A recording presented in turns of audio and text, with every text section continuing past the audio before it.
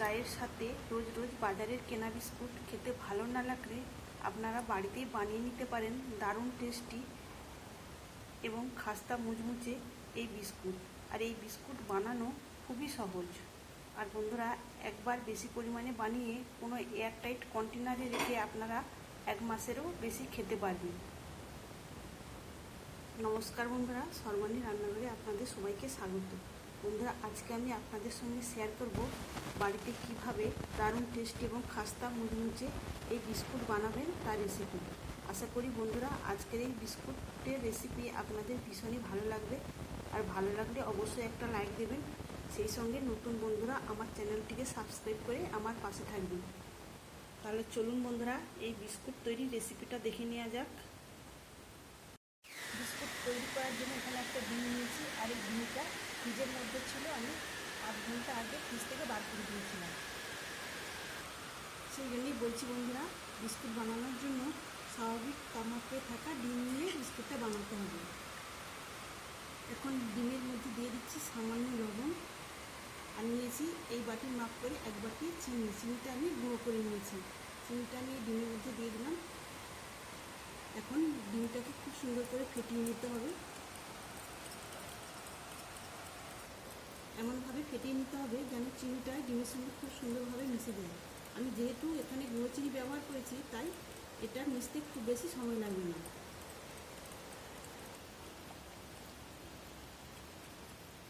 এখানে চিনিটা ডিমের সঙ্গে খুব সুন্দরভাবে মিশে গেছে। আজকে আমি বিস্কুটটা ময়দা দিয়ে বানাবো। সেই জন্য আমি যে বাটি মাপ করে চিনি নিয়েছিলাম, সেই বাটি মাপ করে প্রথমে 2 বাটি ময়দা প্রথমে চেলে নেব।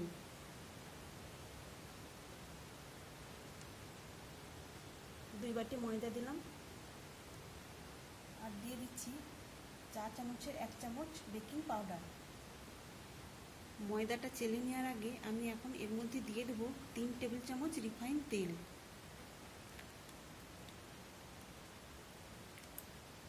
তেলটাকে ডিমের সঙ্গে ভালো করে মিশিয়ে নিতে হবে। আর বন্ধুরা, আমি 3 টেবিল চামচ তেল নিয়েছি। এটা যেই বাটির মাপে চিনি নিয়েছিলাম, সেই বাটির মাপে হাফ বাটি তেলের পরিমাণটা হবে। তেলটা ডিমের সঙ্গে সুন্দর করে মিশিয়ে নিয়েছি। এখন আমি এর মধ্যে ময়দা আর বেকিং সোডা পাউডারটা চেলে নেব। এভাবে চেলে নিলে এই ময়দা বা বেকিং সোডার মধ্যে ডালা ডালা ভাব থাকবে না। আর চেলে নেওয়ার পর যে ডালা ডালা অংশটা রয়েছে, সেটা এইভাবে করলে গুঁড়ো হয়ে সম্পূর্ণটা আর সঙ্গে চলে যাবে।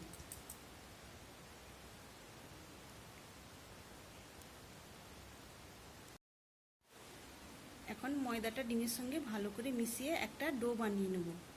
আর যদি মনে হয় ময়দার পরিমাণটা কম হয়েছে বা এই মিশ্রণটা খুব নরম হয়েছে, তাহলে কিন্তু আবারও ময়দা মিশিয়ে নেব।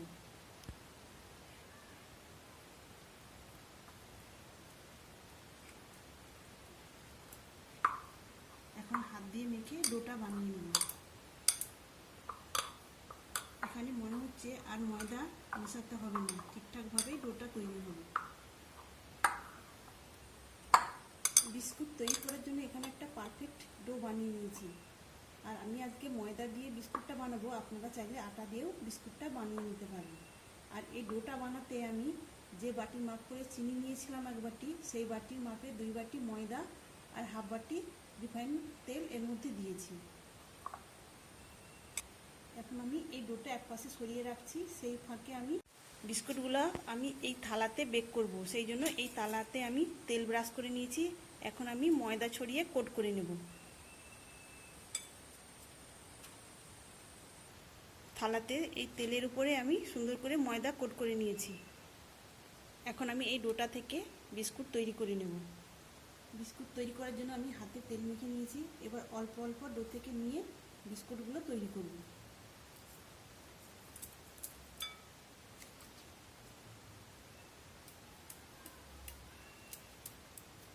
গোল করে নিয়ে আমি এইভাবে চ্যাপটা করে নিয়েছি।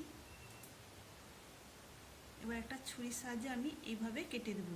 তাহলে বিস্কুটগুলো বেক হয়ে যাওয়ার পর খুব সুন্দর একটা ডিজাইন তৈরি হয়ে যাবে। আমি এখানে গোল করে বিস্কুটগুলো বানাচ্ছি, আপনারা চাইলে লম্বা শেপেও বিস্কুটগুলো তৈরি করে নিতে পারেন। এখানে আমার একটা বিস্কুট তৈরি হয়ে গেল। একই রকমভাবে আমি আবার একটা বিস্কুটের জন্য এইভাবে গোল করে নিয়ে একটু চ্যাপটা করে দিলাম, দিয়ে এইভাবে কেটে দেব, দিয়ে আবার একটা সুন্দরভাবে বিস্কুট তৈরি করা হয়ে গেল। একই রকমভাবে আমি সবগুলোই তৈরি করে নেব।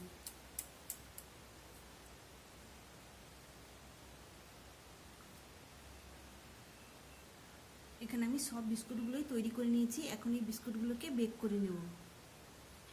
আজকে আমি বিস্কুটগুলো তাওয়াতে বেক করব, সেই জন্য 5 মিনিট আমি হাই হিটে তাওয়াটা প্রিহিট করে নিয়েছি। এখন আমি বিস্কুটের থালাটা উপরে বসিয়ে দিলাম। এখন আমি ঢেকে দেবো, ঢেকে দিয়ে 20 থেকে 25 মিনিট আমি বেক করে নেব। আর গ্যাসের ফ্লেমটাকে আমি লোতে করে দেব।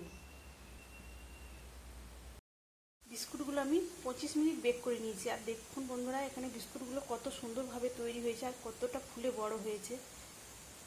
তাহলে বন্ধুরা দেখতে পেলেন বাড়িতে বিস্কুট বানানো কতটা সহজ।